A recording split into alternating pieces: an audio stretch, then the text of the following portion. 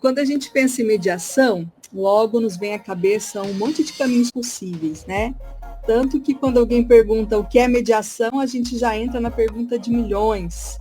Mas com base nesse livro e no poema que você trouxe para iniciar o nosso proseio, então a gente vai pensar a mediação como um jogo, né?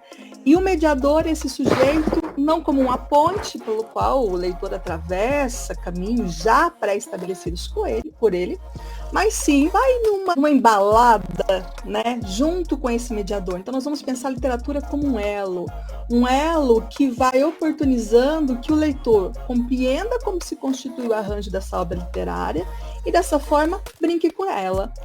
Aí, a gente vai pensar que a mediação de leitura como um jogo, mediação de leitura como um espaço para o exercício da ficcionalização, em que leitor, mediador, leitor, aluno ou leitor, qualquer outro que esteja junto nessa grande brincadeira de ler, e quando eu digo brincadeira, muitas vezes a gente pensa como algo menor, mas ao contrário, como algo da nossa natureza humana, como algo que nos leva à nossa sobrevivência, ao experimentar o lúdico.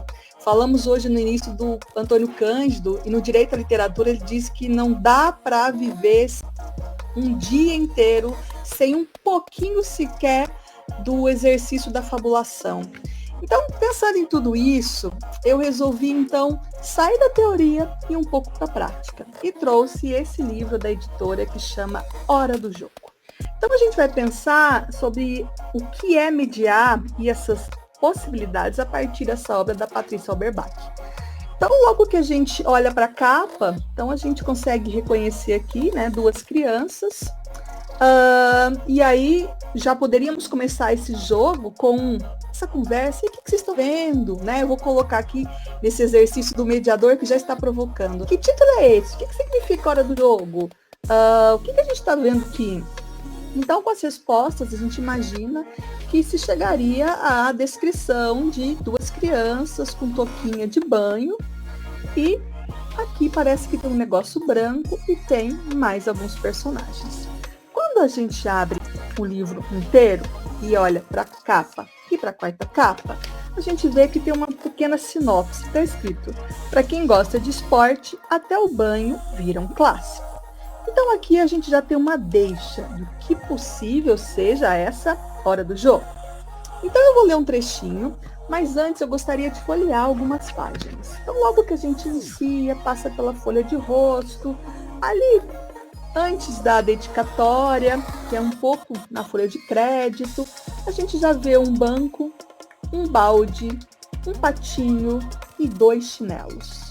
E a gente pode começar a se questionar: quem são esses personagens? Por que tem um balde? Que bola é essa? E ao passar dessa página, a gente começa então um exercício de leitura. E começa assim: dia de jogo importante. E aí a gente vai pro lado de cá. Time reserva: dragão vermelho. Encosto da cadeira: dragão azul. Prateleira de shampoo. Comissão técnica e arbitragem: mamãe. Narração e prêmios: papai. E temos uma imagem.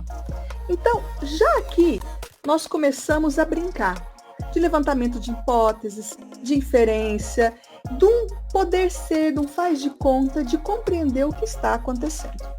A gente vira a página e lá está. Os times se preparam para a partida. A gente vai no movimento de conversa, de entrar nessa obra. Nós vamos observar que aqui, ó, no muralzinho, nós temos bola, prêmio, outras ilustrações que fazem relação com o mundo de futebol. A gente vira a página. Bagunça no vestuário. A técnica pede calma à equipe. E mais uma página. Os jogadores fazem último ajuste no uniforme. Mais umazinha. E entram em campo com um banheirão lotado. O mediador, que já fez a sua leitura prévia, já fez o registro das possibilidades de interpretação, das possibilidades de caminho que ele foi percebendo. O que ele faz então? Leu a obra, vai para esse jogo com os leitores e começa a provocá-los, a trazer cócegas do pensamento. Título, capa, elementos que estão antes mesmo do início da narrativa, como a gente viu aqui na folha de crédito. Conforme a gente foi passando, a gente observou que nós temos duas crianças e que, de certa forma, lembram bastante essas que estão na capa e que elas estão se preparando para um banho. Mas quando a gente vai lendo a obra, vão aparecendo algumas palavras, como comissão técnica, arbitragem, vestiário, finta, escanteio, pênalti. O que a gente vai percebendo? Nós vamos percebendo que este livro utiliza um vocabulário do universo do jogo do futebol. Então, talvez a gente possa começar o nosso jogo fazendo diferente. Eu não sou muito boa nisso, mas poderíamos começar assim. Dia de jogo importante. Time em reserva. Dragão vermelho. Encosto da cadeira. Dragão azul. Prateleira do shampoo. Comissão técnica e arbitragem. Mamãe. Narração. Prêmios. Papai. Os times se preparam para a partida. Bagunça no vestiário. A técnica pede calma à equipe. Os jogadores fazem os últimos ajustes no uniforme e entram em campo com o banheirão lotado. A técnica reúne a equipe e dá os últimos avisos. E é até legal quando a gente chega nessa parte. Então notem que na minha escolha de fazer a leitura em voz alta, com e não para os leitores, eu vou dando indícios desse jogo, desse livro que brinca com um banho, mas que as crianças estão ficcionalizando, elas estão vivenciando o universo do jogo de futebol. Tanto é que depois que eu li essa página aqui, né, que elas estão se preparando, mamãe fala, vamos lá! A gente nota que as crianças estão com a mão no peitinho. Isso já nos convida a retomar o nosso repertório de mundo e pensar, por que elas estão fazendo isso? Então notem que o jogo é um convite a experimentar, por meio da linguagem, a imaginação criadora.